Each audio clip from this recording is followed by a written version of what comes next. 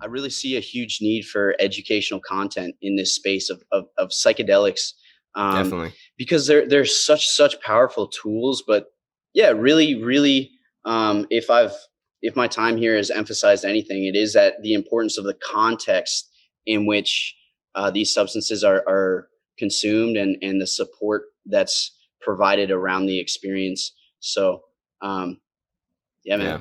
That's awesome. Is that what you do? Like you're a facilitator? Yes, my title is psychedelic facilitator here, and what that means is that I work on these retreats uh, to work with the guests before, during, and after their psilocybin experiences to optimize outcomes for healing, awakening, personal growth, inner transformation, and yeah, I mean it's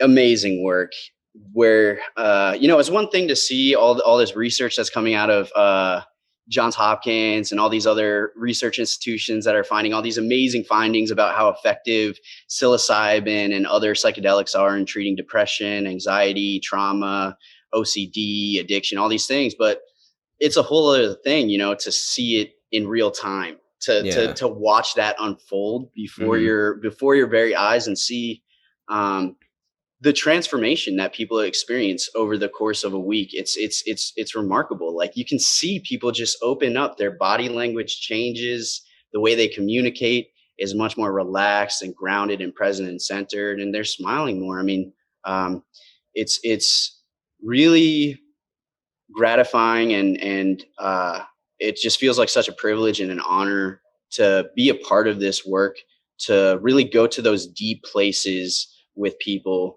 where we are having these real, deep, vulnerable, authentic conversations and connections, and um, yeah, just enjoying the ride as much as possible. That's awesome, man. Can you go over like what the retreat is like and what your job in the retreat is actually like? Like what actually like, kind of take me through like a week long retreat or however Most long it definitely, is. yeah. So um, it is. They are week long retreats, and there are three uh, dosing sessions over the course of the week. So the rough outline is that everyone will arrive on Friday evening. The first kind of group meeting will be Saturday morning. Usually these groups are around 10 people in size. And everyone just kind of shares a little bit, about what brings them to the experience, what they hope to explore, and uh, you know, any intentions, any core wounds that they would like to address, and sort of just prepare for the experience. And so, as a facilitator, my role in that, we have a team of facilitators. Usually, there's about one facilitator for every two guests. So, as a team of facilitators, there will be a lead facilitator, but um, in that sort of preparatory phase, our role is to really connect with the guests, to establish a sense of trust, to communicate that we are here not to judge, but really to love, to offer this safe space, this safe and supportive setting for people to um, really open up and explore both the highs and the lows of this human experience, and do this deep inner work. So there's a whole preparation phase of answering questions and addressing anxiety, and then there's the dosing itself, right? So there's three dosing sessions. Each dosing session will last around 6 hours. Like, it's kind of an all day experience. And yeah, in that I mean, it's hard to know where to begin. It's so Yeah. amazing to be part of these like group dosing experiences. A lot of people ask, like, what do I do as a facilitator in the dosing space? And usually my response is, uh, the more important question is, how are you being as a facilitator? It's not about doing X, Y, and Z. It's about bringing a uh, state of presence, like this Hmm. empathetic, abiding presence. Wow. Yeah, it's really just being in that space with people, and sort of tapping in to higher states of consciousness, like inwardly, and just offering that as a silent gift to that individual, going through their thing. Because really, I mean, as a facilitator, it's important to recognize that the mushroom is the healer here. The mushroom is the teacher. And my role is to facilitate this process and essentially get out of the way as much as possible, and sort of help to encourage this sort of inwardly oriented attention and full immersion in this inner experience. So, I mean, usually, like as a facilitator in the dosing space, what it'll look like is just me sitting and meditating for a couple hours. I very rarely initiate a conversation with someone who's in that space. People are in such a raw and suggestible state that even a single word that you say can take the entire trip in a direction, So usually I'll go and I'll sit with someone if I see that they're having a hard time, and if they initiate a conversation, if they want to speak through what they're experiencing and sort of like as a means to process, then I'm all there for that.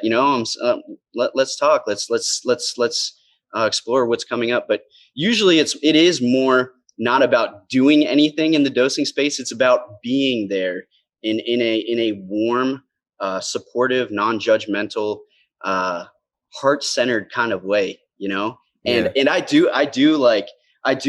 This is kind of at the fringes of the scientific exploration of the psychedelic experience, because these are certain things that can't really be measured, but I see and I feel time and time again that almost on that energetic level, that the state of consciousness and the emotional state, the state of being that all the guests and all the facilitators bring into that dosing space affects the nature of the experience, So,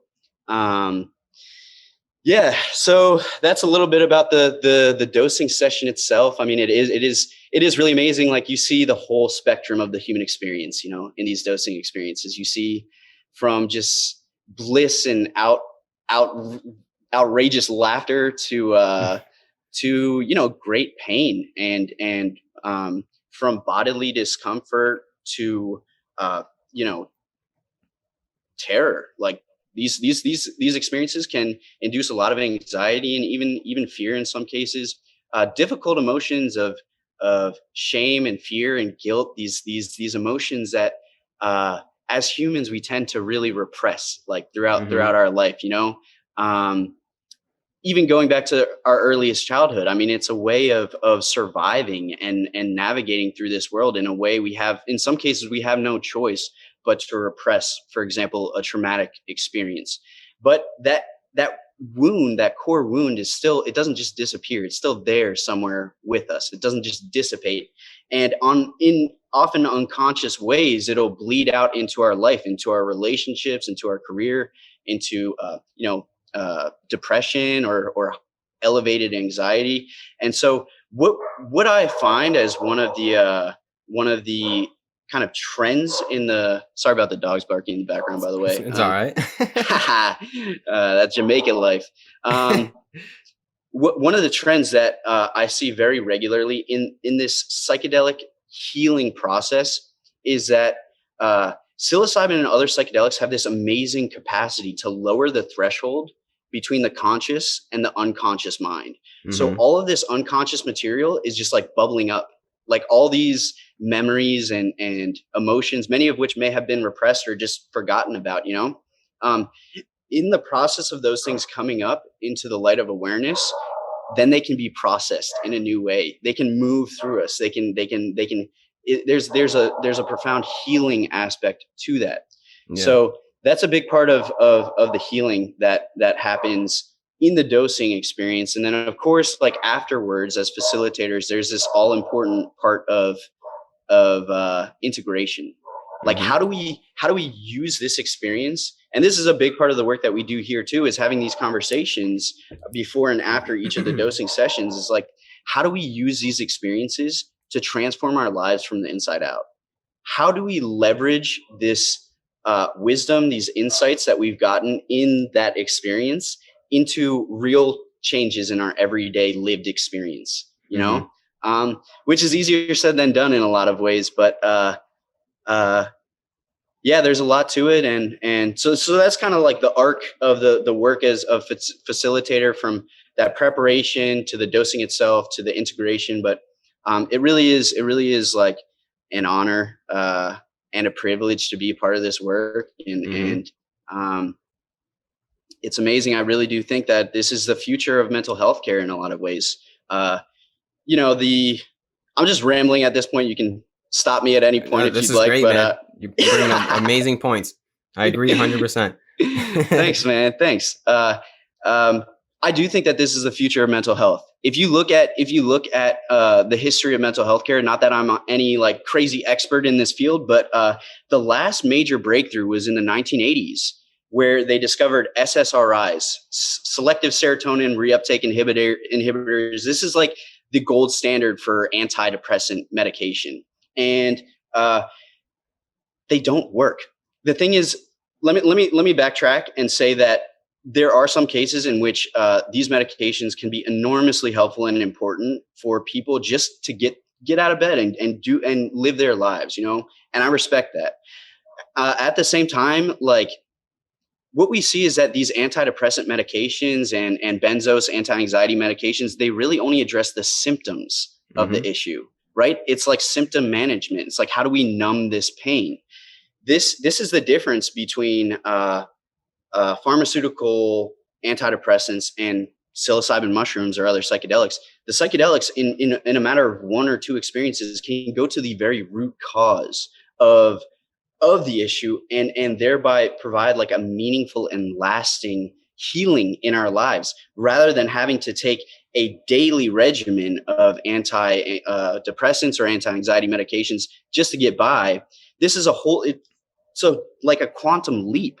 Yeah. It's a quantum leap where you're taking one or two doses and you're going to the very root of the issue.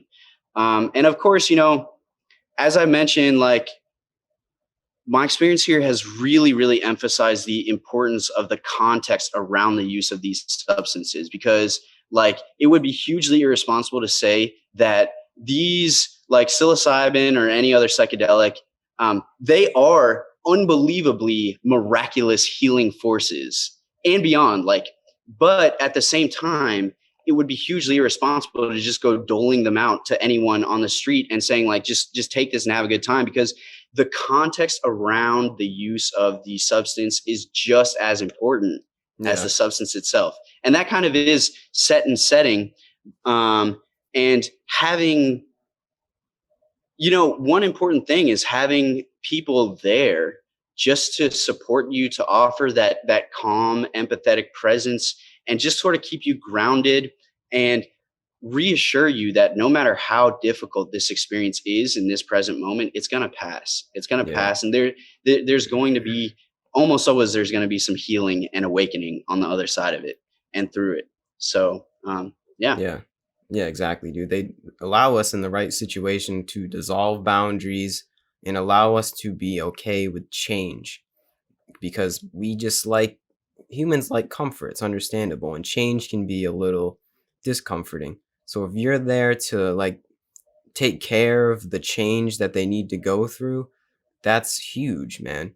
Because it's hard for us to do it alone. I think just a lot of us just don't want to confront these things alone. But I think if there's somebody else in this state of mind, which is the mushroom state of mind, which is very sensitive, and you know, it's a very outside the box thinking, outside the box, I guess, orientation of the mind. I mean, if you have somebody else that's there, that's grounded, that can assure you that it's gonna be okay, that's huge, man. Like, I think we all sometimes, on or off mushrooms, we all just need to be reassured, like you said, it's all temporary, it's all gonna pass, and it's all gonna be okay. So that's awesome, man. You're like, you bring the good energy, it seems like, to the experience, which is what the experience needs, because it's not just about, like you said, taking mushrooms. It's about using mushrooms as a tool for the experience. Yes. they're like a key that unlocks the door to your mind, your unconscious mind. And sometimes you just need to know where the door is, I guess, in a way. You just kind of need to have some guidance to get to the door. And then once you know it's there, someone like you, or not, well, you help them put the key in the lock and unlock it. And then that's how we change into new scenery of the mind. Yeah, man, Beautifully that's said, great. bro. Beautifully said. You want a job? Yeah, I'm in. That's No, awesome. seriously, that was really well said. I couldn't agree more with that. And it really is. It's a tool. It's a technology. It's a key. It's amazing how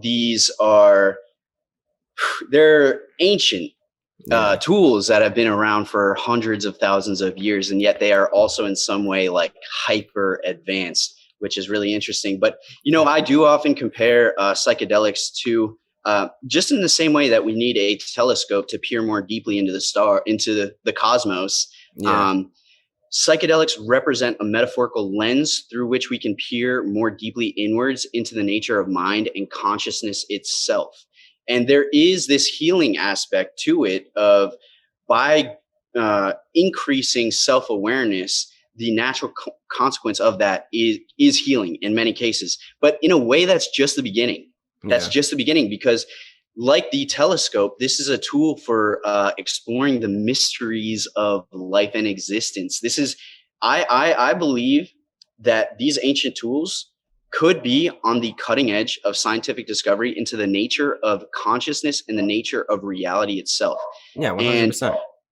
100%, no doubt about that. And like in I would like to talk about DMT for a second because Hmm. DMT I currently work predominantly with psilocybin, which is an amazing healing tool. But when it comes to this like exploration of the nature of consciousness, DMT is just unbelievably incredible in the sense that it really, it consistently provides this experience of uh, an out of body experience where subjectively it feels as though consciousness or the soul, the spirit, awareness, essence, however you want to call it, it subjectively feels as though that separates from this human lifetime temporarily. Like you leave this body behind and you, there's like this feeling of acceleration, like you blast off and it's commonly called a breakthrough, DMT breakthrough,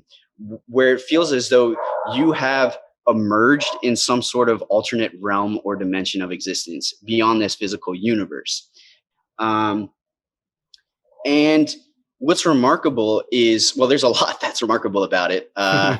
One, for some strange reason, it's almost always reported that when having these DMT breakthrough experiences of exploring these alternate realms and dimensions of existence, we encounter entities there that seem to have an autonomous existence. They exist outside of us. They seem to be intelligent. In many cases, they seem to be advanced, and in just about every case, they appear subjectively to be more real or just as real as you and I. And this is one of the most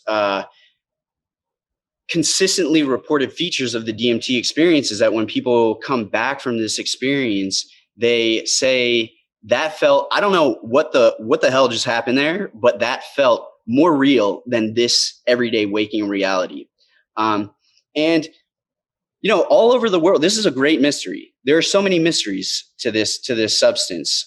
One of them being that it's produced endogenously in the human body, and in every single mammal that has been tested so far, and in thousands of plant species.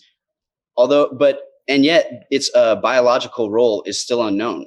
Why is DMT, like from an evolutionary perspective, why is DMT naturally produced in the human body? What role does it play in our system?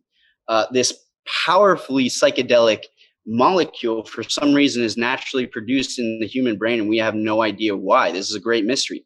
But not only that, I mean, then you have, when you really start to explore the subjective experience itself, the consistency of these reports is really incredible, where people from all different parts of the world, from all different social, cultural, religious backgrounds, they report the same core characteristics. Like the range of DMT experiences is huge. Like there's no limit to how weird or bizarre this experience can be, but very often we see the same core characteristics of this out-of-body experience, encountering some sort of invisible world or alternate reality, and encountering beings there. So just those characteristics alone, what does this tell us about the nature of reality? Is this really all a mind-fabricated hallucination? If so, then why does it feel more real than this lifetime? And if it's all just a hallucination in the brain, then why are the reports and descriptions of DMT experiences so consistent? These are really big questions that haven't even, mainstream science hasn't even begun to scratch the surface of this experience, And this is what I was talking about, how like psychedelics have unbelievable healing properties, and we haven't even begun to scratch the surface there. There's so many different uses, but when it comes to these like more subtle metaphysical questions, I guess there's nothing subtle about it. It's like, is God real or not? And like, what is the nature of reality? And why are we here? These are really, why are we here? Who are we? Where did we come from? Where are we going?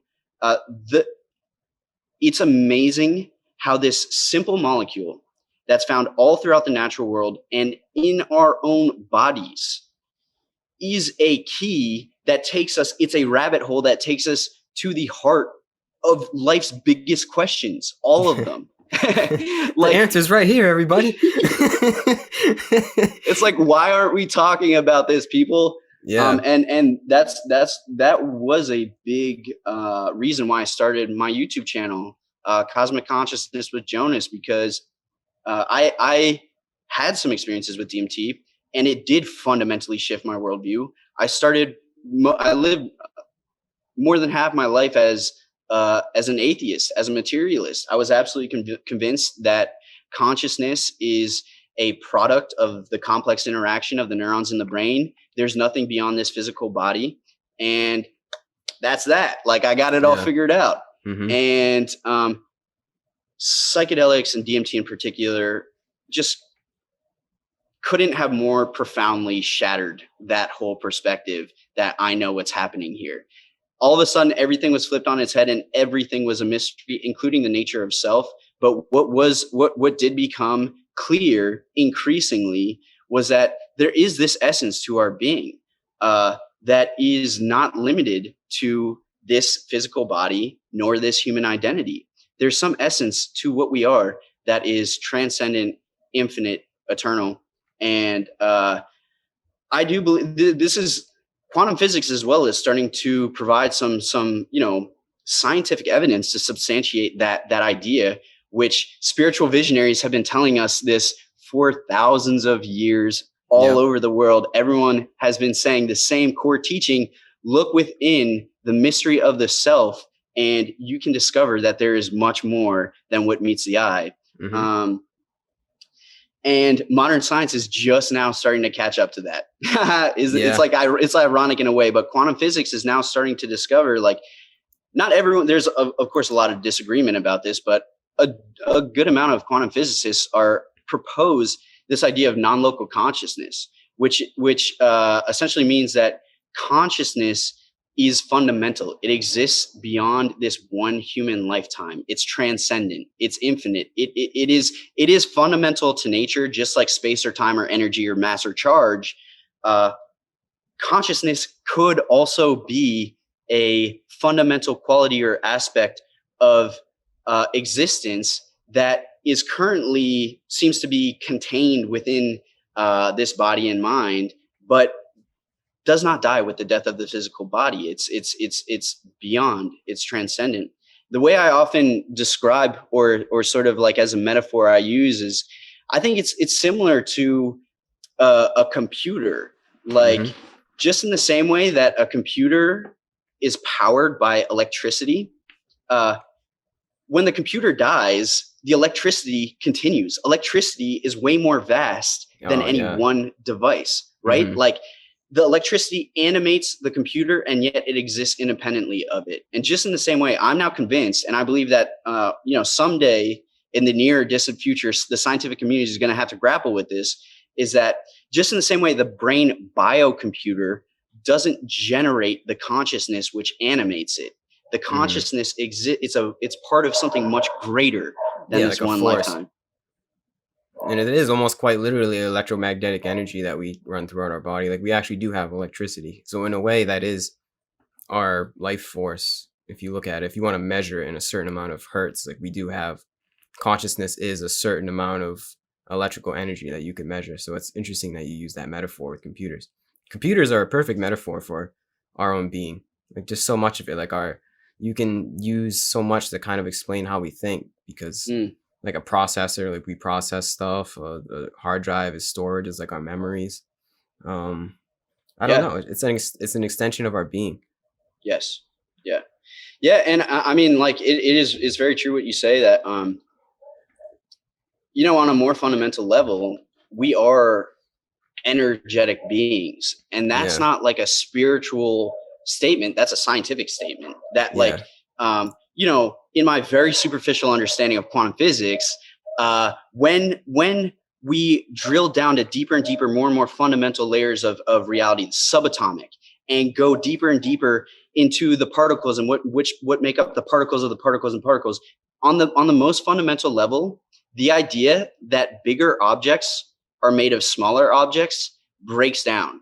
And they're, rather than all these discrete separate objects, this quantum field is better understood as a unified field of energy and potential. Yeah. And we are all expressions of that, right? Like waves in the same ocean of life, just how there's one wave there and there's one wave there. And in a very real way, they are two separate waves, but on a deeper, more fundamental level, there's an underlying unity there, right? Yep. And if we look at the history of the universe, like if we go back, 13.8 billion years to the Big Bang, which, mainstream science agrees this is the best way of understanding the history of the universe. Everything began as a ball of energy and potential that was 1 billion times smaller than a single atom. That is unity. That is oneness. That is the infinite ocean of life. That you were there and I was there, and all of this was there in some form, in this infinite unity. We all emerged out of the same source. And so I think this is where science meets spirituality, right? This idea of unity, the unified field, where we're recognizing that, like, yes, we have this human identity and this physical body, but that's really just like the surface. That's the wave on the surface of the ocean. Within each one of us, and what I'm referring to now as consciousness, in the very core of our being, there is this deeper essence that is one with all of life, that is a direct expression of that infinite source energy from which everything came. And we all have that same, that within us. We all are an expression of that, right? And and this is seeing beyond the human, the identity, beyond the ego, and awakening to this more fundamental truth of who and what we are, these transcendent beings that are temporarily incarnated in this human lifetime. I mean, that's how I see it anyway. Yeah, that's it. Just figured it out, man. That's awesome. What always gets me though is that, so yes, we are infinite consciousness. We all stem from the same point of the Big Bang. We all stem from that, all the same point of energy, just expressing itself subjectively in this billions and billions of different ways. So then why am I in my body and you're in yours? Like, it feels like I'm in mine and you're in yours. There's something to that, I think. I don't know what it is, but there's something to that. I wish I had an answer. I really don't. I'm not going to pretend that I do. I mean, this is the mystery of life. This is the question. Why are we here? What is the purpose of what these lifetimes are? And I think, that's such a deep question. I mean, there are books and there are libraries written on that one question of what is the purpose? What is the meaning? Why are we here? And there's so many levels to it, you know. I mean, I've asked myself this question. I've looked at a tree. I'm like, what is the purpose of that tree right there? Like, what is the purpose of a flower? Or, you know, my cat at home who lays on the bed all freaking day and never does anything. Like, what is that? That there are layers to it, and I think, Yeah. you know, a lot of that, the ways that we understand purpose and meaning are on the human level, which is an important part of it, but it is just part of it, right? There's this deeper and more holistic view of like, we're ultimately asking, what is the purpose of life? Like, what is the purpose of this universe, basically? Because it is all interconnected, right? And I don't know if there's an answer that can be to that question that can be comprehended or articulated in the human language. In fact, I kind of doubt that there is, because like the mind can't grasp the infinite, right? Yeah.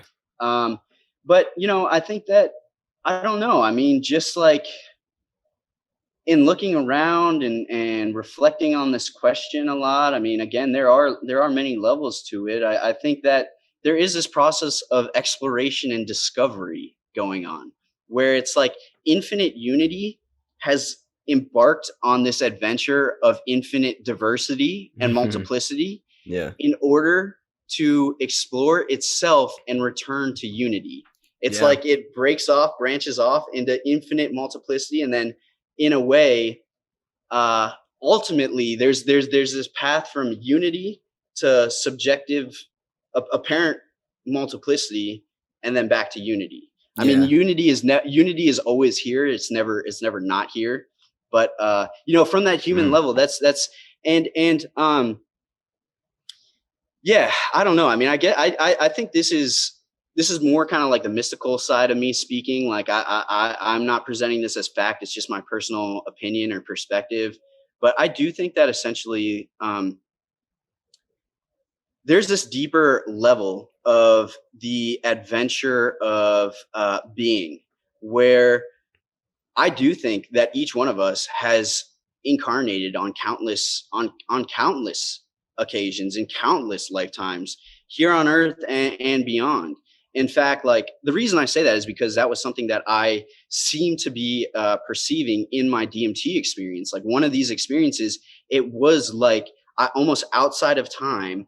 I was looking at myself, not Jonas, the body, but the essence, expressing itself in all of these different lifetimes. Damn. And so what is going on there? I mean, if that if that is the case, then it opens up whole other dimensions of exploring this question of meaning that aren't limited to this one human lifetime. I think those are the deeper aspects that I'm really interested in exploring and discussing. But like, I do think that Earth is like this. It's this school. It's this school for, it's this learning and growing and evolutionary mechanism for us as like individuations of consciousness, but more importantly for the totality, for the infinite. I don't know, man. What do you think about all that? I think you're definitely onto something. We come from unity. We separated into our own bodily vessel, and then you said we go back to unity, but I think it's going back to a unity through our awareness of the unity, because we are always unified, like you said, but not everybody is aware of that at this moment. So the process that we're going through right now is all of us becoming aware of that unified field of consciousness. And then from there, it's like a new evolution of consciousness, because we are separate yet unified. And from there, I don't know what happens, but that's like yin and yang. Once we realize there seems to be an imbalance in our world right now of consciousness. And once we realize the unified field, we bring it back to a balance of the separateness, yet also unified at the same time. And these plant medicines allow us to tap into that field, that unified field of consciousness. And from there, we change as people ultimately. You know, it like you said, we are in our bodies, we are in this vessel, this singular vessel at this point, but it's our job ultimately. I think it's our job to find out who we are and why we're here. That's I think the purpose of life, of multiple incarnations, is you keep going through lessons until you find out what we really are. And when you find out what you really are, it's that you are, some may say, God. You are the unified field of consciousness. You are everything. But it's not just simply coming to that awareness. It's also living in that awareness and acting from that awareness. And that's the whole journey of life. And, you know, the karma we reap from what we sowed in our past lifetimes or this lifetime. That's kind of the point, is that it's like we're continually, singularly, but also collectively trying to stay on that spirit consciousness, the God consciousness, the unified consciousness. And like you said, easier said than done. We're just kind of, it is, it's like we're learning how to do that. We're here on earth to learn how to love, essentially. This is the school of love, man. That's where earth is. We're here to learn how, because if we were always unified, if we stayed in the unified consciousness, then we wouldn't be separate consciousness, which means we wouldn't be able to love. So first we had to separate first. And then once we're separate, that is learning how to love, which is essentially learning about ourselves. And then we ultimately, ideally, hopefully all in the future are on that wavelength of love and unification, yet also separate. And then the balance, the equilibrium is there. And we build a better world. We essentially build heaven on earth. I don't know. Maybe I'm a little too idealistic and optimistic on that, but that's where I kind of see how I see where we're going and why we're here, ideally. Dude, once again, very well said. And I love that you brought up this idea of love, because that's exactly what I was going to say, And if there was the most concise possible answer I could possibly give to the question of what is the purpose of this? Love, period. Yeah. Next question. But there's a lot to unpack there. But yeah, I mean, you mentioned some really interesting ideas. There is no doubt that we are living right now at a momentous time in the history of humankind and life on Earth. That I do characterize, and this is again not based on anything that I can necessarily point to. It's sort of like an intuitive sense, but I think that there are a lot of people, more and more people in the world, who share this intuitive sense and this intuitive knowing that there is some great transformation that's underway in humanity. Whether we want to call it the Great Awakening, the Great Shift, the spiritual evolution of humankind, that's not even, I mean, in a way it's obvious. Like, look around the world, look at all the upheaval, all of the struggle, to be honest, the struggle, the suffering, the strain, the social, political, economic upheaval, all of these things. We have to reflect what is this conveying to us about the evolution of humankind and where we are at as a species. And one, clearly, this is a reflection of where we are at as a collective, as a species. Again, this ties back to oneness, the interconnectedness of all beings here on planet Earth and beyond. But like, really, I see humankind as like a network, kind of like the computer metaphor, where you got a whole network of computers and then suddenly you've got this sort of internet, right? Yeah. There is this collective consciousness of humanity. And again, there's so many layers of this. This goes so much deeper than the surface appearance of things, right? Yeah. Like, this is a deeper inner shift and inner transformation of humanity. But I do think that all of the conflict that we're seeing in the world right now in these momentous times is a symptom that this great shift is underway, as well as further evolutionary catalysts forcing us to change and evolve and change our ways. But, I often compare it to the transformation of a caterpillar to a butterfly, right? This is the evolution of us as individuals, as well as us as collectives.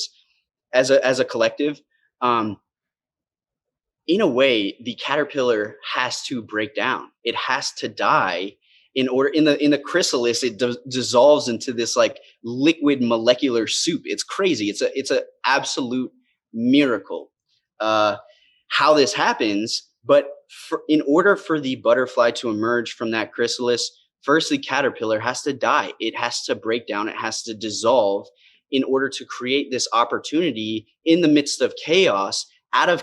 In chaos, there is immense opportunity, right? There's opportunity for something new to emerge.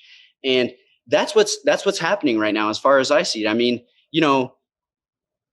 in my social circles and just in the world around me, I do get the sense that more and more people are starting to explore these ideas, are starting to awaken and starting to reconnect with spirit. And this is another key point that is I think this is at the very, very root of so many of the conflicts that we see around the world in our individual lives as well as socially, is this idea that we have lost in the modern Western world, especially, we have lost our connection with spirit. We have lost our connection with the knowing that life is sacred. Life is a sacred miracle. Like, look around, it's an infinite miracle and mystery. We've lost that connection with the sacredness of life, and we've lost our connection with, which is another way of saying we've lost our connection with oneness, with the fundamental unity of all things. We've gone so deep, so far into this illusion of separateness, of individuation and materialism, and this is no longer serving us. Something has to change. Like, if something doesn't, here's the thing.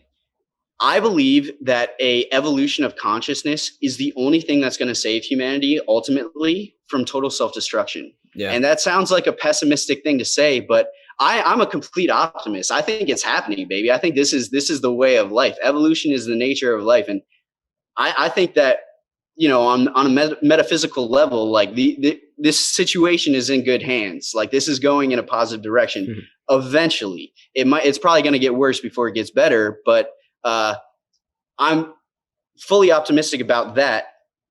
But it's going to take more than like clever politics, right? It's going to take more than external social changes. All that stuff is necessary. But what we're talking about here is an inner transformation in the minds and the hearts of humanity, where people are going through their individual processes of spiritual awakening, whatever that looks like for them, but just opening our minds to greater possibilities, to the interconnectedness of all things, and opening our hearts to love and tapping into higher states of consciousness in that way.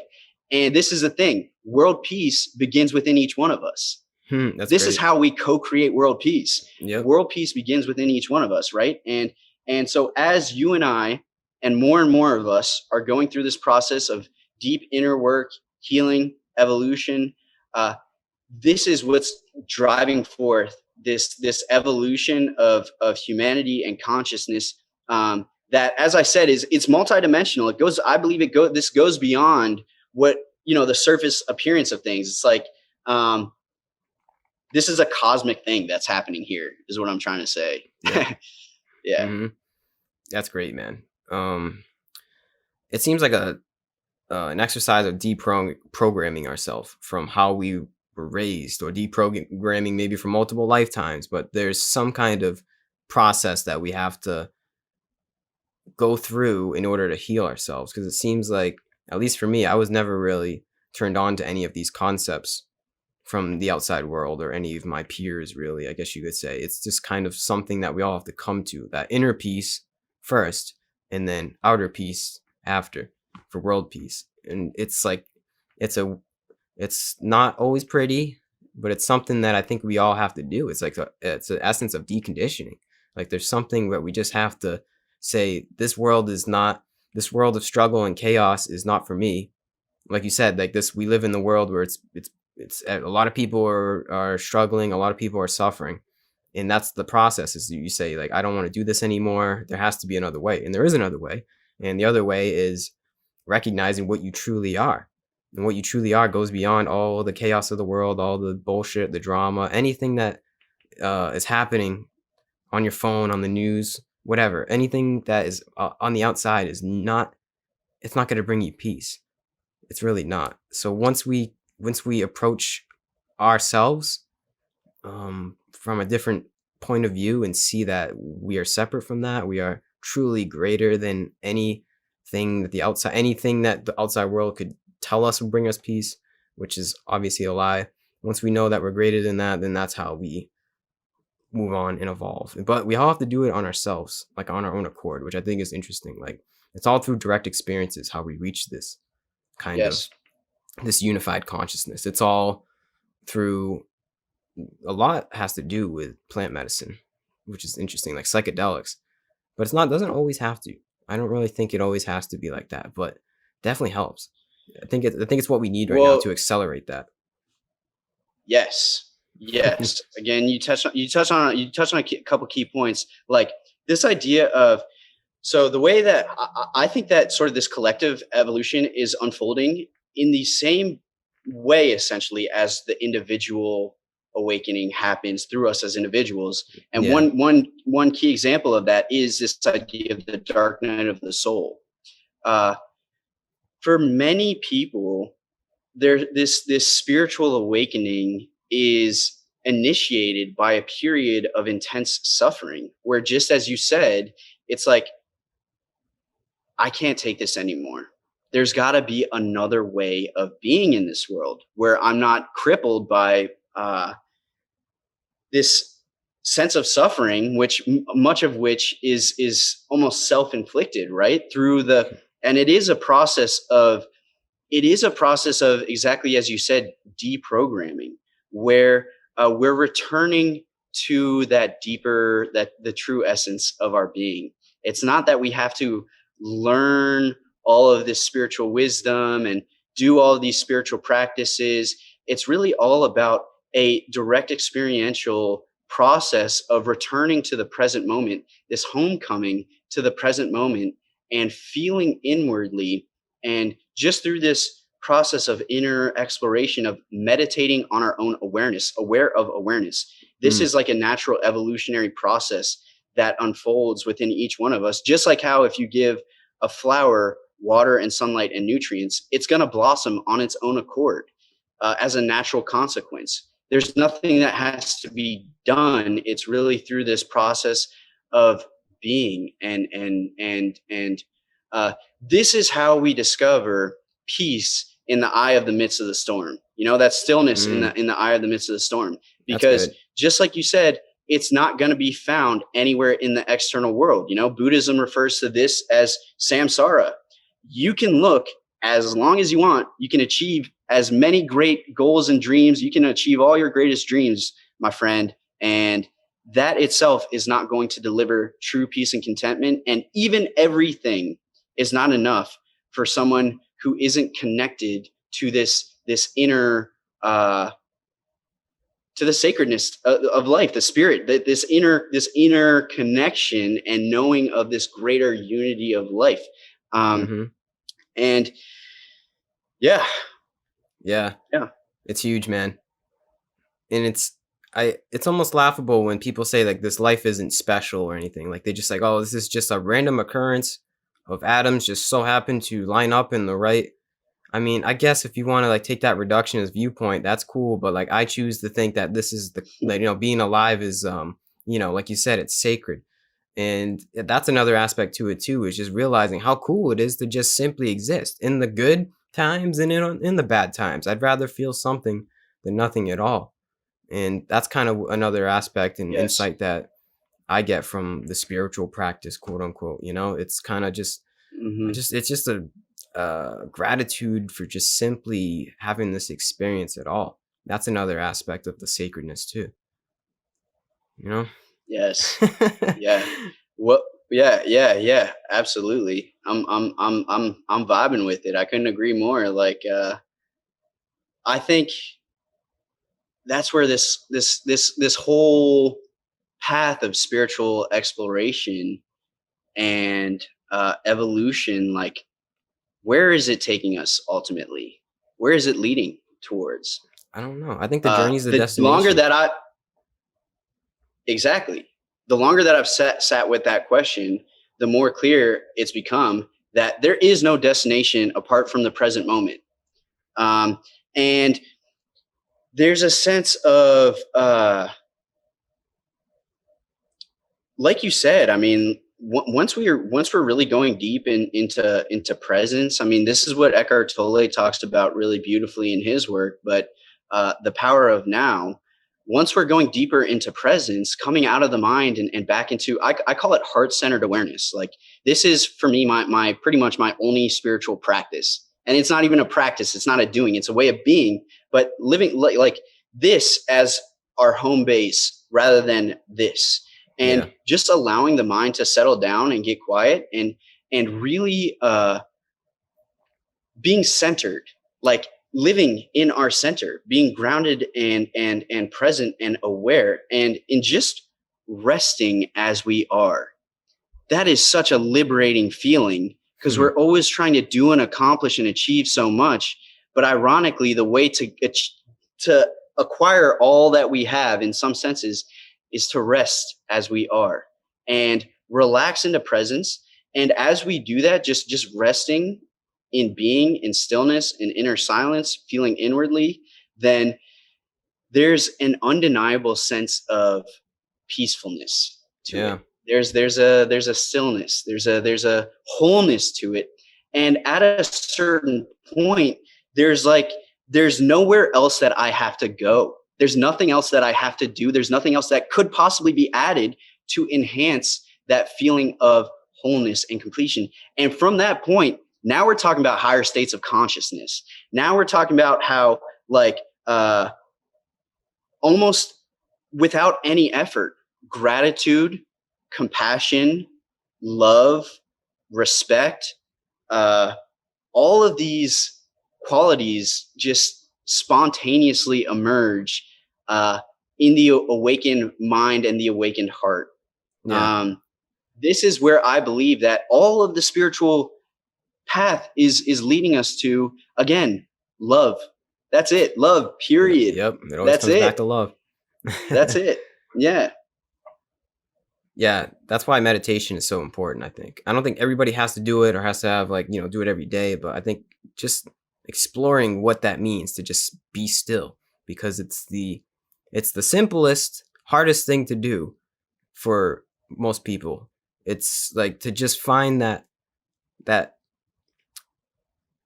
stillness in yourself, to be able to be by yourself and find out what that really means. Because like you said, with that comes higher states of awareness, higher states of emotion, higher energy, higher vibes, whatever you want to call it. There's something about stillness that curates a higher state of consciousness.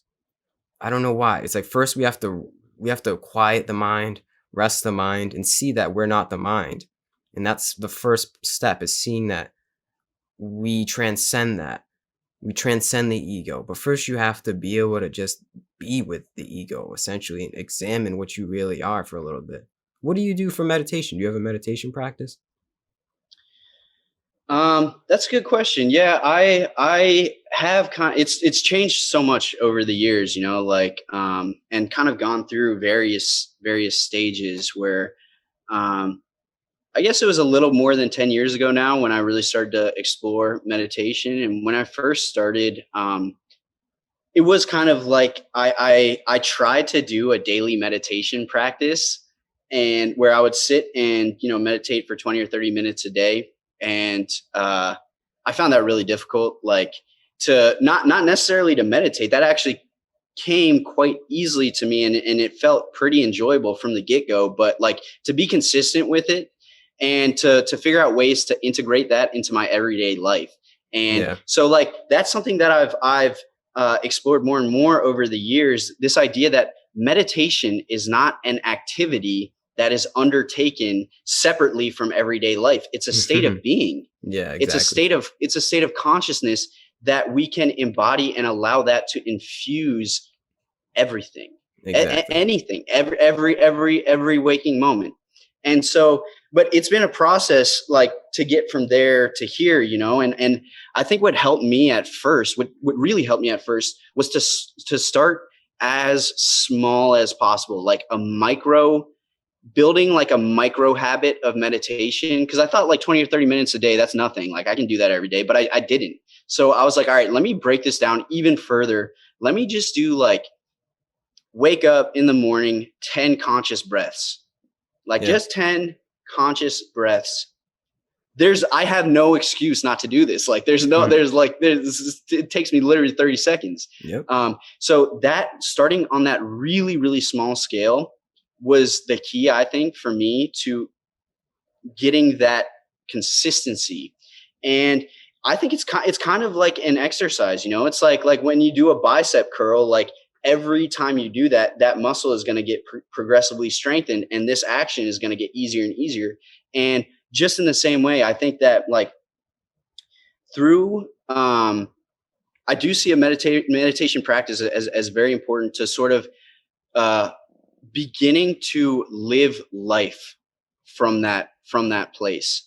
And I don't know, I think as well, like another helpful thing, like in terms of specific types of meditation or practices of meditation, I have explored different options and different routes. I have done like a 10-day meditation retreat a few years ago that was like an amazing experience. Really, really difficult in some ways, but equally rewarding. What I've come to see, I think that like if there is something that like I'll give an example. I like listening to music, and like a lot of times I'll just, you know, as before I'm going to bed or whatever, I'll just throw on some music and just like just chill out. Mm-hmm. And we can use those already enjoyable moments as the anchor for our meditative practice. And what I mean by that is like I started using that as like I would just sit there and listen to the music and use the music as the anchor for my awareness, for my attention. And when I got lost in the mind, just returning to that. It is really helpful to have sort of this, like, especially when I was first beginning with meditation, it was very, very helpful to have like this anchor point for my attention. You know, I did start with the breath. Like that's the, it's just so fundamental. Like just using that as the anchor for attention, and breathing inwardly and breathing outwardly, really consciously, and just feeling that. Yep. But we can use any, if we can, you know, see it, hear it, feel it, taste it, touch it, we can become present to that through that. And over time, like I kind of started looking at like listening to music or other activities that I enjoy, using that sense of enjoyment and pleasure as the thing that I was becoming meditative to and through.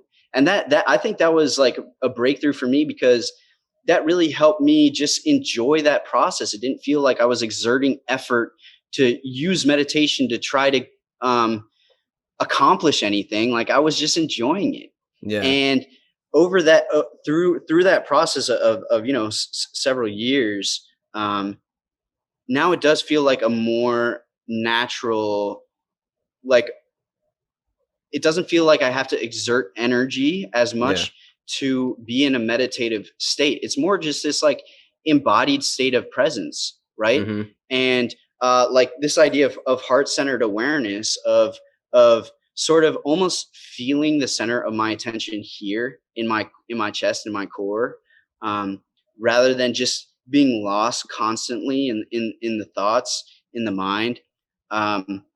And that's how I found that's how I found the way of infusing meditation into activities, my daily life, where the mind is very much required. Like we need to be thinking and communicating and engaging with life in order to like just be a human being, you know? Yeah. But there's a way to engage with the mind as a useful tool rather than as a horrible master, right? Exactly. Just lost in the mind constantly, and that's one of the big themes, you know, here at the retreat center. Like the work that I'm doing is, a lot of it is around, I think the one of the keys to having the most profound and transformative experiences in psychedelics or non-ordinary states of consciousness is meditation, right? Like it's almost obvious to say, but what that means in a way is stepping up off the hamster wheel. Yep. Like this constant inner dialogue that never shuts up, Yep. and oftentimes is more critical of ourselves and our life circumstances than uplifting. And really, like, we inflict so much suffering upon ourselves just through this little thing, through impulsive thinking, through the addiction of thinking. It's been remarkable to observe that here in this work. But yeah, I mean, that's something that I do discuss with a lot of the people that I work with, is this aspect of like mindfulness, of meditative, of just presence, like that ultimate simplicity of just being aware of where we are, of just being, like, Yep. letting go of all the doing, and like this constant I gotta get somewhere, and just like relaxing into presence. That's it. Yeah. It's a process. That's why we have meditation. I think that's why the breath is so important, because we're always breathing. So if you know how to work with the breath and kind of, practice pranayama, which is just breath practice, or any kind of breath practice, it's cool because, like, no matter what situation you're in, you can always come back to that anchor point. You might not always have music playing that you can anchor yourself to, or whatever that you'd like to use, but we always have the breath. So I think that's why the breath is the simplest, easiest, I guess you could say, meditative practice, because if you're not breathing, then you got bigger problems. you have to be able to have some kind of anchor point, though. I think, like, that is meditation in a way, and the breath it's always there. It's our life force. So yeah, once you can perfect that, when you're not meditating, you can always come back into, like, sometimes throughout my day, I just find myself just like becoming aware of a random breath. I just go like, okay, yeah, we're good. And that is from being able to do that, is from, like you said, exercising the mind and doing it's almost quite literally mental exercises. And then you take that off. I say the yoga mat, you take that off the yoga mat or wherever you're doing it, and you're just more peaceful, essentially. If you can come back to that peace and escape the default mode network of the mind, of the ego, and come back to that's the right path. But that's the process of what we're here for, as being humans in this crazy 21st century lifestyle that we live, is finding that peace. Because I'm not perfect, I'm not there yet, but I'm definitely knowing that, just like I said, the journey is the destination. As long as I know that that's what I'm curating for my being, then I'm already there. It's just the process of staying with my practice, I guess you could say. I'm big into yoga and meditation as well, so it's just, that's what grounds me. That's like my anchor point to that peace and that stillness inside. So just stay on whatever everybody's journey is, whatever there's, everybody's different in this life, but I guess if you have some kind of consistent way to access that peace, maybe playing an instrument, maybe painting a picture, whatever it is, cooking, something that can bring you to that peace and realize the monkey mind, all the stuff that's going on in your head probably doesn't mean that much. And it's just kind of, it's like you said, we have to be the master of our mind and not let it be the master of us. And it starts with the breath. Yes. Yeah. It really does. It really does. I mean, it's so simple. It's the ultimate simplicity in a way, and I think this is one of the, like what you said about the journey itself being the destination, is, I think it's one of the most important insights on the path of in life, period. Like, on the spiritual path, like I observed in myself, there's always this impulse to go deeper, to go further, to become more awakened, more enlightened, more liberated, to learn more and practice more and all these things. There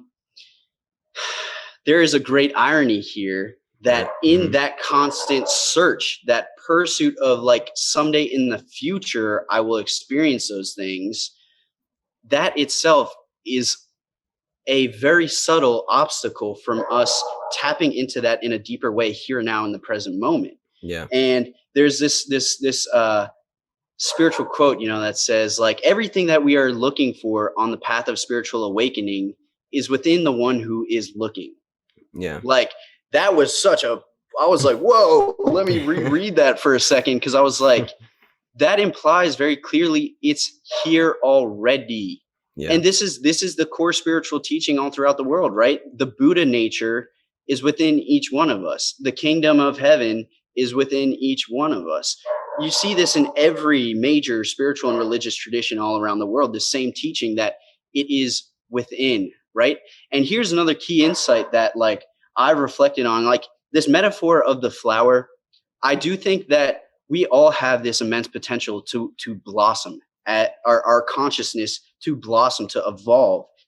But just in the same way, like it can't happen by force, right? Like there's no one who could take a seed and peel open a seed and pull the flower out of the seed. Mm-hmm. That's counterproductive, right? But if the right conditions are present, then the blossoming happens on its own accord, just because life is an infinite divine miracle.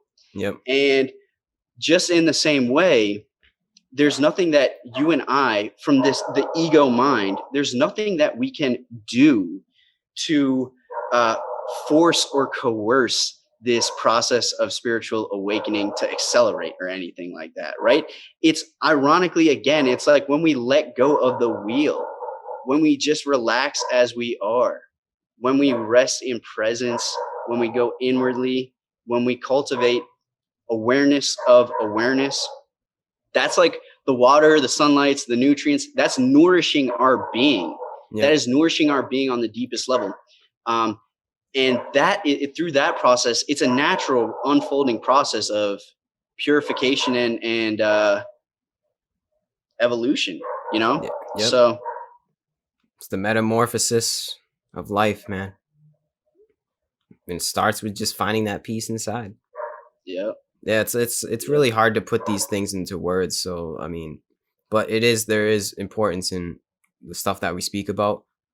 But ultimately, all of these things that we're talking about, for anybody that's listening, goes beyond anything that I could say, anything that you could say. It's just have to experience it for yourself, like these kind of states of being. And yeah, man, it's like something. It's a feeling in a way, knowing that it's gonna be okay no matter what. It's salvation. Like there's something that no matter what happens to me, I know it's going according to plan. Like this is how life is supposed to unfold. There's something in me that can't be taken away because of transcendent experiences that I've had. It's pretty cool. It's pretty cool. That is super cool. And like, yeah, I mean, everything that you say just resonates in a deep way with my own experience, that like we do all have to look within for ourselves and contact that direct experience for ourselves. It's like the ancient Zen proverb that, you know, the teacher can show us the door, but only we can step through and enter. Yep. And that is a process. It's not about like, again, it's actually going deeper than the mind of settling in presence and turning our attention inwardly to the place from which attention is coming from. And from that point, like you said it very well again, like at a certain point, I have kind of felt a sense of trust and faith that I don't have to understand where this is going, everything that's happening here, you know, the purpose of and all these questions that I want to understand, but I know ultimately I can't. But I don't have to understand these things. Like I have faith that I look around at this infinite universe, and that somehow has self-organized into this miracle of existence, this cosmic gem of a planet with infinite biodiversity and just like unbelievable beauty, that somehow life has self-organized into this, from the Big Bang billions of years ago. And I guess this goes back to what you were saying, like the reductionist theory, that it's all just like an accident of atoms kind of bumping into each other. I mean, I look around and I see mind-blowing and completely inexplicable beauty, order, magnificence, epicness, awesome. How is it that a seed does know how to blossom into a flower? How is it that right now your heart is beating and my heart is beating without even trying? It's just happening. There are trillions and trillions of processes happening in the body right now just to enable this experience to happen, this conversation to happen. Life is an infinite miracle. And the more that I have explored it, the more that I have sort of sensed that there is this intelligence, there's this infinite wisdom to it somehow, that the driving force behind like this life emergence, like not only has life emerged, but there's a orderliness to it. There's a beauty and a magnificence to it. And I believe I have so much trust and faith that is always here, no matter what, in the highs and the lows, in the good times, in the bad times. When we zoom out and look at the bigger picture, it's like, oh yeah, this is an infinite divine miracle. And no matter what happens in my life, in your life, in these human earthly affairs, in that bigger picture view, it's all good. It's all good. It's all good, baby. No worries. For real, man. So like, I'm not saying that as a way of like, trying to escape from our human responsibilities and the fact that we do in a lot of ways have to, we have a very, very important role to play here. I think you and I and every single person who's listening to this, every single person on earth, we all have a very, very important role to play here, to co-create this experience. And wherever this is going, whatever that means. But at the same time, it is that kind of paradoxical thing where like, it's all good, baby. Like, no worries. It's all good. Exactly. And from that faith comes a certain alignment, at least in me. It's like knowing that it's all good allows me to doesn't mean I'm just going to sit around all day and just kind of hang out and just watch YouTube videos or something. That means that alignment brings me into use this bodily vessel more effectively to facilitate everybody else using it effectively. Like it's not, I don't know. It doesn't mean you're going to become a hippie just because you come to these conclusions. It means that for me, at least, it allows me to act accordingly, because we're all here as servants. We're all here to do some kind of bidding of that order of the cosmos, which isn't cosmos in Greek mean order? I didn't know that. Oh, I think it awesome. does. I might be wrong. Someone might have to fact check me on that, but I will say it does. So it's like once we come to the conclusion of that order, we act according to that order. It's like according to the Tao. It's something that it's like strengthens one's ability in this meat suit to further progress everybody else's meat suit. It's something that it's like the only way, it's the way is the way, man. Like that is, you first find the way yourself and then you show the way to others, or at least you try to facilitate a way for them to see the way. It doesn't end just with the simple awareness of the peace and the stillness. To me, that's just the beginning. And then from there, you act accordingly. You're on it, bro. You're on it. Yeah.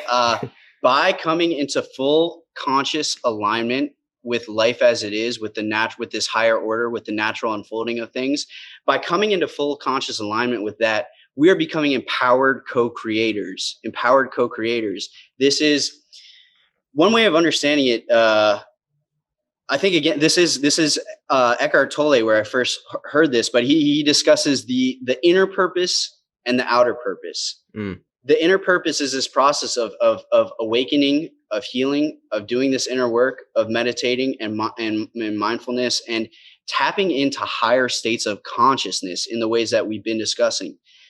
the outer purpose will flow naturally from that, almost effortlessly in a lot of ways, I believe. See, this is one thing, like, most of humanity has kind of got it backwards, in the sense that we're all so focused on the outer world, on this outer purpose, that by neglecting this inner process of growth and exploration and healing, we are draining our power. We're less powerful to operate in the external world and affect real change. And this is like, it's something that I've thought so much about, especially in relation to, like, on my YouTube channel, making videos and stuff.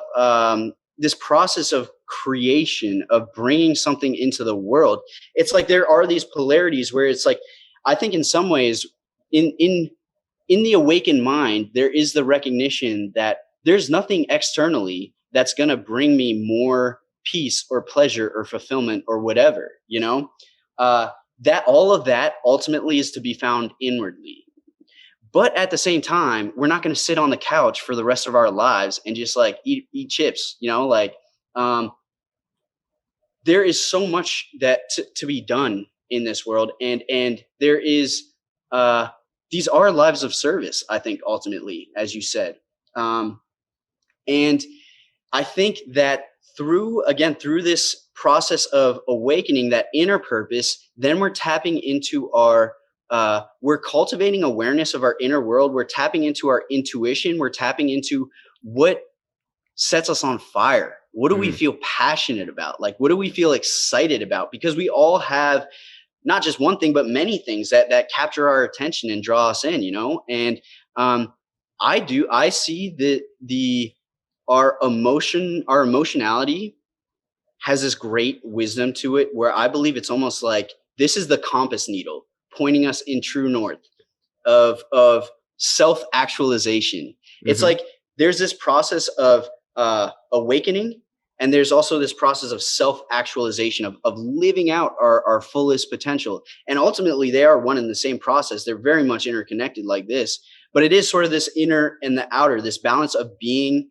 and doing. Yep. And that's such a key point of exploration for anyone who is on this path of spiritual awakening, because in a way, like, awakening to true self, or to know self, or to like that sort of mystical, those peak spiritual experiences are only the beginning. That's not a finish line. Like, we still got our whole lives to live. Exactly. So there's the question of like, what next, right? After awakening, what next? After awakening, self-actualization of tapping into our passion and our excitement of serving this collective evolution through that very simple and joyful process of doing that which we feel excited about, of co-creating, of giving back to the world. Yeah, it's the way. There's no other way. That's kind of, once you know, and there's nothing else that can kind of tell me otherwise, at least. That, like I said, we're servants. We're here for some reason. This isn't just a random occurrence of atoms. It might be, but even then, we still have to serve that random occurrence of atoms, I guess. Even from like, no matter what, like, there's order that we're serving. I think there is something that we're here for, man. And that is true. I think we're just building a better world. We're just, the whole process is awakening, realization, and then, like you said, yes, actualization, actually living it out. That's the whole process. And we're all here to do that on our own accord. And you know what? Like, it's a challenging process, right? Yeah. Like, there's no denying that. There are great challenges along the way. It can feel very, very difficult to navigate this process in a lot of ways. And it certainly was for me. Like, there were a couple of years there where I just felt completely lost. Like, I had no idea. I was going through this process of awakening, but I was like, where is this taking me? Like, how am I supposed to exist in this world? What am I supposed to be doing? And in a period of like basically despair, like I was kind of just sitting in my bedroom, like crying to myself, like, what am I doing here? Yeah. It came to me naturally. It was just like this sense of surrender, and where I was talking to life, the cosmos, whatever, myself, I guess. Ultimately, I was just saying, like, I don't know why I'm here. I don't know what I'm supposed to be doing. I don't know which direction that I'm supposed to be going. I don't know what I'm supposed to be living. Nothing. But may I serve you? Whatever that looks like. May I serve? May I serve this, like, and whatever that looks like, and whatever is most helpful to whatever it is that's going on here. Like, may I just be a vessel for that? And that is very much connected to that sense of faith and trust, and just relaxing and knowing that this is an unfolding process, that but it's okay. Like, we're in good hands here, like, this is that did bring a lot of peace into my life. And somehow, like, I do think that this opens up, like, synchronicities, and sort of this almost like I don't really talk that much about manifestation, because I don't know, I don't necessarily agree with a lot of what people talk about in terms of manifestation. It can be a little corny sometimes. Yeah, and I think that a lot of people are coming at it from the ego mind, where they're like, how do I hack my mind and life? How do I trick life into giving me what I want? Doesn't work like that. That's not the point. Doesn't. No, it's not the point whatsoever. But I do absolutely believe that there is this sort of deeper level of manifestation, where just by going through this inner process, tapping into higher states of consciousness, and like bringing higher states of consciousness into the world, like peace, gratitude, love, compassion, feeling those things in our body. By bringing them into our body, we're bringing them into the world, into this collective. Yeah. And I do think that there is this, like, mirroring thing going on here, where the outer world, in a lot of ways, like, the more that you give love and give gratitude, the more that life is giving you things to love and be grateful for. Yep. I can't prove that by any science, but that's my sense. That's my sort of intuitive experience. Yeah. I do think that that's that deeper level of manifestation, but it's not coming from the mind. It's not coming from, like, I need to focus on these thoughts and eliminate these thoughts to hack my life or something. It's coming from our state of being, our state of consciousness, from our very heart, from our very core. And it's more about the emotionality than any thoughts that's happening in our mind. It's like, if we accomplished all of our wildest dreams, what would that then feel like? It would be this feeling of, like, liberation, of freedom. Like, all right, I made it. I'm home. I'm here. Here's the question. Can we tap into that same feeling state here and now? Not maybe that might be quite a leap for some people. I mean, people who are in a difficult life circumstance right now, that doesn't always feel available, but it is available. I believe we do all have that capacity within us to feel into that falling in love with life, man. Like, we're like, I'm home. I made it. Like, there's nowhere else I need to get to. And feeling that sense of wholeness and contentment, then life is delivering more and more and more stuff for you to be whole and content about. Yeah, exactly. It's a beautiful thing. Falling in love with life. Yes. Yeah. Yeah, man. You fall out of love just as easily as falling in, but so it goes. It's the roller coaster. It's the roller coaster ride, right? Exactly. As long as you know it's a ride. That's all that matters. All rides have a beginning, a middle, and an end. That's great, man. I think we can probably wrap the conversation up at that. That's a good topic to leave people on, I guess you could say. But yeah, this was a great convo, man. I'm glad you decided to come on here and talk to me. I don't know. I think we got deep.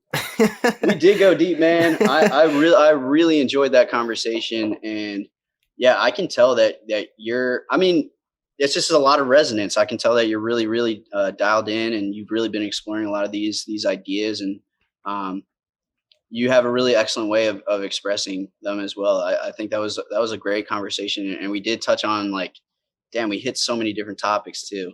Yeah, same to you, Yeah, man. yeah, We're both fighting the good fight, you know. yeah, absolutely. One day at a time. Well, do you want to plug anything before we wrap this up? You want to say anything to the world? No, not really. Just thanks everyone for tuning in. Check me out on Cosmic Consciousness with Jonas. That's my YouTube channel. I also did just recently start a psychedelic consulting company where I offer guidance and support about how to prepare for the experience as well as integrate. And that's called intervisionpsychedelics.com. Intervisionpsychedelics.com is a website where you can find me, and that's it. Awesome, bro. Thanks for coming on. My Thanks pleasure. for anyone listening. And yeah, it's all going to be good. It's all going to be okay, y'all.